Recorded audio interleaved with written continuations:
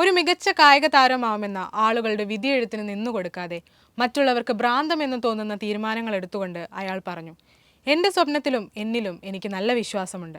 ആ വിശ്വാസം തന്നെയാണ് അയാളുടെ വിജയത്തിനും കമ്പനിയുടെ $1 ബില്യൺ വളർച്ചയ്ക്കും കാരണമായത്. Welcome to B story.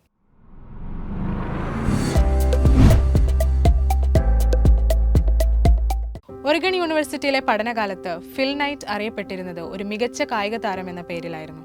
അവിടുത്തെ കോച്ച് അമേരിക്കയിലെ തന്നെ മികച്ച പരിശീലകനാണ് ബിൽ ബോവർമാൻ. എന്നാൽ ഇവരുടെ കൂട്ടുകെട്ട് തിളങ്ങിയത് പക്ഷേ കായികത്തിലായിരുന്നില്ല. പറഞ്ഞു വരുന്നത് ലോകത്തിലെ തന്നെ പ്രീമിയം ഷൂ ബ്രാൻഡായ നൈക്കിയുടെ കഥയാണ്.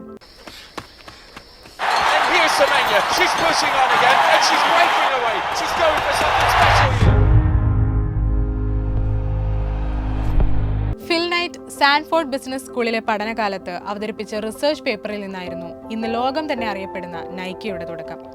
അന്ന് അമേരിക്കയിൽ ഷൂസുകളുടെ കാര്യത്തിൽ ജർമ്മൻ ഷൂ ബ്രാൻഡുകളായിരുന്ന അഡിഡാസ്, പ്യൂമ എന്നിവയ്ക്ക് സ്വീകാര്യത കൂടുതലായിരുന്നു. പക്ഷേ മറ്റ് പല കാര്യത്തിലും ജപ്പാൻ ബ്രാൻഡുകൾക്കായിരുന്നു ജർമ്മൻ ബ്രാൻഡുകളെക്കാൾ സ്വീകാര്യത. ഈ കാര്യം മനസ്സിലാക്കിയ ഫിൽ നൈറ്റ് തന്റെ റിസർച്ച് പേപ്പറിലൂടെ പറയാൻ ശ്രമിച്ചതും അതുതന്നെയായിരുന്നു. ജപ്പാൻ ഷൂസുകൾക്ക് ജർമ്മൻ ഷൂസുകളെ വിപണിയിൽ മറികടക്കാനാവുമോ? അങ്ങനെ ഫിൽ തന്റെ നിധി തേടി ജപ്പാനിലെത്തി. ക്വാളിറ്റി ഷൂവിനായുള്ള തിരച്ചിലിൽ അവസാനം എത്തി നിന്നത് കോബ് എന്ന നഗരത്തിലെ ഒനിറ്റ്സുഗ ടൈഗർ എന്ന ബ്രാൻഡിൽ. ഓണറുമായുള്ള മീറ്റിംഗിൽ ഫിൽ തന്റെ റിസർച്ച് പേപ്പറിലെ എല്ലാ കണ്ടെത്തലുകളും ഒരു ഷൂ ഡിസ്ട്രിബ്യൂട്ടർ എന്ന രീതിയിൽ അവതരിപ്പിച്ചു.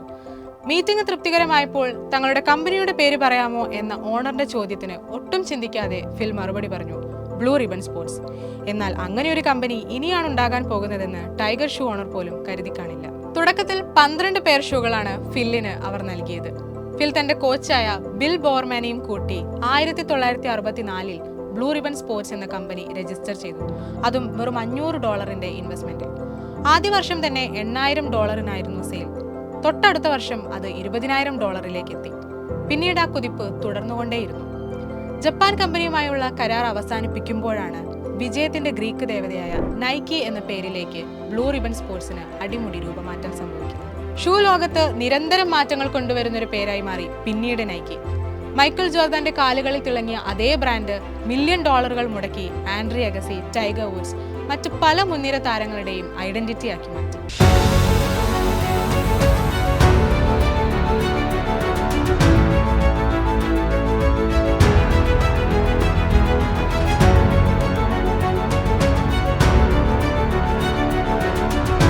സ്വന്തം അച്ഛനടക്കം എല്ലാവരും തള്ളിപ്പറഞ്ഞപ്പോഴും തന്റെ ആശയം മുന്നോട്ടു പോവില്ലെന്ന് ഫിൽ ചിന്തിച്ചിരുന്നെങ്കിൽ $33,000 മില്യൺ ആസ്തിയുള്ള ലോകമെമ്പാടും 1046 റീറ്റെയിൽ സ്റ്റോറുകളുള്ള നൈക്കി ഇന്നുണ്ടാവില്ലായിരുന്നു. അതെ, ആശയങ്ങൾ എല്ലാവർക്കും ഉണ്ടാകും, എന്നാൽ അത് നടപ്പിലാക്കുന്നയാളാണ് ഒരു യഥാർത്ഥ ബിസിനസ്മാൻ.